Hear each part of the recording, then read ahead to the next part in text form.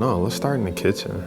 Like, I just want some chocolate milk. Are you rolling? Yeah. Okay, cool. So, I need some milk, but we're gonna do a story. We're gonna talk about the time where I don't like that time where I've lost almost $300,000. I like to say the time the market ate my lunch.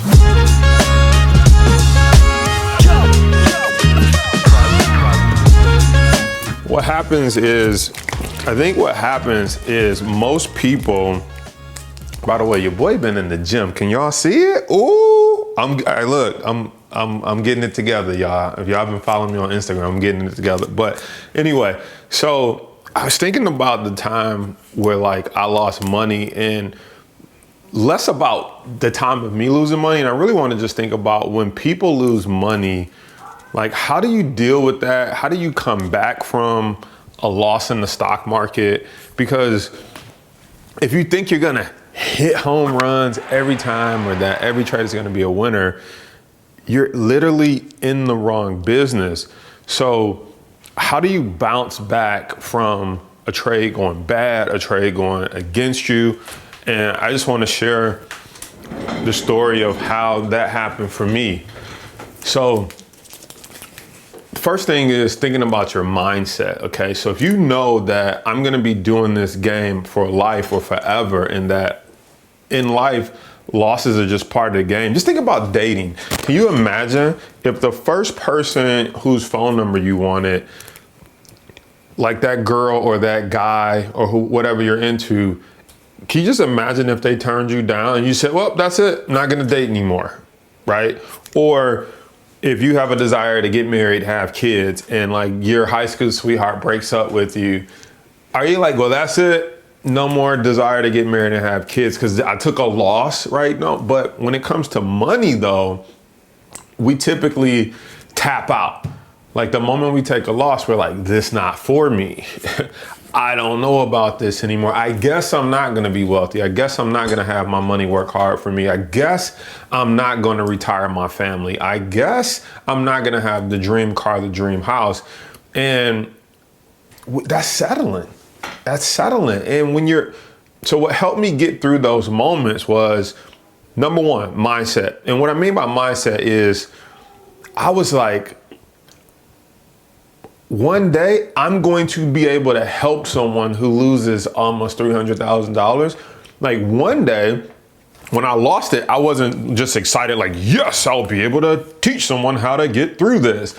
But I was like, if I come through this, if I keep my eyes on the prize, I'm not quitting, I'm gonna show someone how to get back up on the proverbial horse and ride again, right? I'm gonna be able to show someone how I built my account back up, how I took the loss, how I came back from it, and how I recouped from it. So that was the number one thing, is just mindset. It's like a little kid, they fall off the bike. No parent goes like, that's it, I knew you wouldn't be able to ride a bike, this not for you.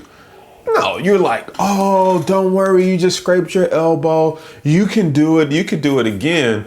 But what's funny is like, we're so kind to kids, and we're so kind to other people in their dreams, right? If someone came to you and said, I want to be an actress or actor, and they went to New York, they didn't get the part in the play, all of us are like, don't worry, they didn't recognize who you were and how great, you can do it. Yeah, that means something better is coming, don't give up. But when it comes to us, especially when it comes to investing on the stock market, if we take a loss, we're not as kind to ourselves. We're like, this ain't for me, I'm stupid, I just don't have what it takes. And we really need to step outside of ourselves and say, okay, if we know winning and losing is part of the game, once I come through this, what will I be able to teach someone else? So once you get the mindset part, cool. Now you need to go actually practical or tactical. And practical and tactical is like, now let's bust this open, and what's the lesson learned in here, okay? So did I read the chart correctly? Did I have a stop loss? Should I have been bullish when I was bearish? Should I have been bearish when I was bullish? Like, you really have to go tactical and practical and do open heart surgery on the situation and say, how do I stop this from happening again? Right? What could I have done to minimize the risk? And sometimes, and this is the part that just blows most people's mind, is that sometimes you can do everything correctly and yes, still lose money. And that blows people's mind because most people want a guarantee. And typically the only place you're guaranteed to make money is at work. I mean, you go, it doesn't have to be work, but you go trade, you know, some time for $1, you traded the time, you get the dollar, right? But when it comes to investing, you could do everything quote unquote right and still lose money. And so you have to understand the game that you're playing is not a game of will you be right every time, but when you're right, will you be right big and more often? And when you're wrong, you need to be wrong small and you need to be wrong less often.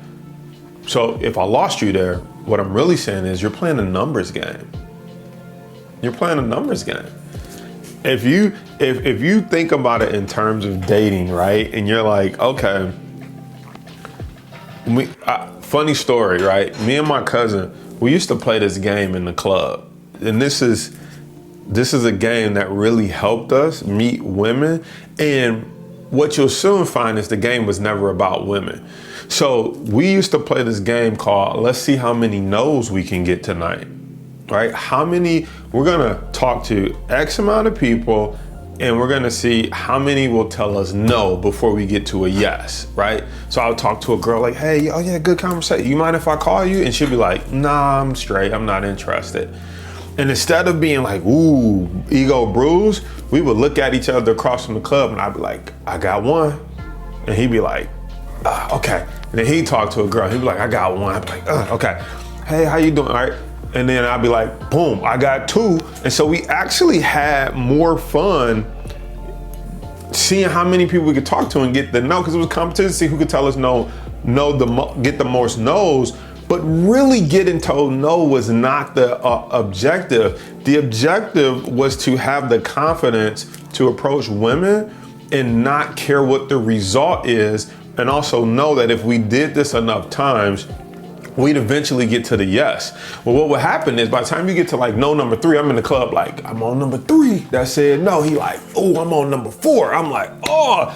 Next girl you talk to, now I'm like, she gotta tell me no because I gotta catch up with him. And she'd be like, yeah, I'll give you my number. I'm like, no, you were supposed to say no. She's like, what? I'm like, never mind. Yeah, I'll call you. Right? But what does that have to do with the stock market? The point is, when you go look at these trades and these investments, you analyze it, you take the risk, and if it doesn't work out, no problem. I didn't marry the girl that night. I didn't have a baby, anything. I didn't invest that much in it. I cut my losses and I moved on to the next one. It's the same thing with the stock market. It's like, you could do everything right. Have the nice outfit on, fresh haircut, fresh hairdo, drove the right car, all right, bought her a drink, and she just not feeling you, or he just not feeling you, whatever the case may be. It doesn't mean it's not meant for you to meet somebody that night. And when it comes to the stock market, you can do everything right. You research, you analyze, you did the fundamental research, you looked at the chart, and the stock still went against you for whatever strategy that you played. The key is that you don't get all in your head, like, what was it about me? What was it about my outfit? Was my breath not smelling, right? Don't get all into your head. I'm not meant to trade. I'm not meant to invest. I don't know what I'm doing. I'm stupid. No, cut your losses because you need to keep them small. And then you need to get back up to bat and take another shot, take another swing, because if you take enough swings, you start to learn about yourself. And the more you start to learn what type of girl you like or guy you like. In the stock market, how's that work? You start to learn what type of trades you like, what type of investments actually work for you, all right? Then you start to say, no matter what I say to certain girls, they just don't work out. And then over here, you can say, sometimes no matter what stock I play in the sector doesn't work out. For me, that's biotech. Like, I don't like trading biotech stocks. No matter what stock I trade in biotech, it typically doesn't work out because it's like this drug got approved or this hit phase 3. Then the next day it's like somebody got sick from it, so they stopped all the phase 3 clinical trials. And like, it's too newsy for me, so I don't technically deal with biotech. But the point is, the more you swing, The more you know what type of person or what type of stock you like to spend time with, you know how much you're willing to invest in that person or that stock. You know when it's time to cut your loss and move on. And you also know, most importantly, what we started the video with, is that your mindset knows that there is a person out there for you, and there's a stock or an investment that is going to work for you if you put in the work to find out your style and what you are good at, and what stocks and strategies typically work out for you. And then you play the numbers game, right? How many no's can you get till you get to a yes? It doesn't take long to know that every time, if you're 5'2" and you keep approaching women that are 6'11", I mean, I don't even know if there's women that are 6'11", but if you 5'2" and women that are 6'11", it doesn't take long to say, every time I approach a 6'11" woman, she's not interested in me. Well, she probably wants someone that's tall, just like her, right? It's the same thing with the stock market. It doesn't take long to know, like, every time I take this type of trade, it goes against me. So you really start to understand what type of person you go approach and what type of stock you go approach and invest in. Look, I didn't mean to make this about dating and love, but maybe somebody out there looking for love, they looking for love in the stock market, they looking for money. One of the two. If you get the money, maybe you'll find the love quicker. I don't know, that's bad relationship advice. But the point is, how do you bounce back from a loss?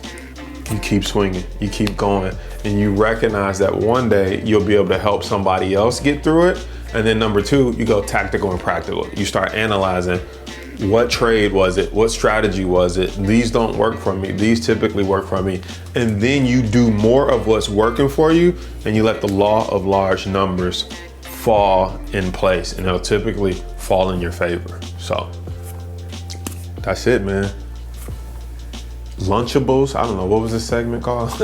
Teachables, Lunchables, how to come back from a loss, how to get a date, I don't know. Thanks for watching. Hit the subscribe button, leave a comment below. Let me know if that resonated with you. I'm about to drink this chocolate milk before it gets warm.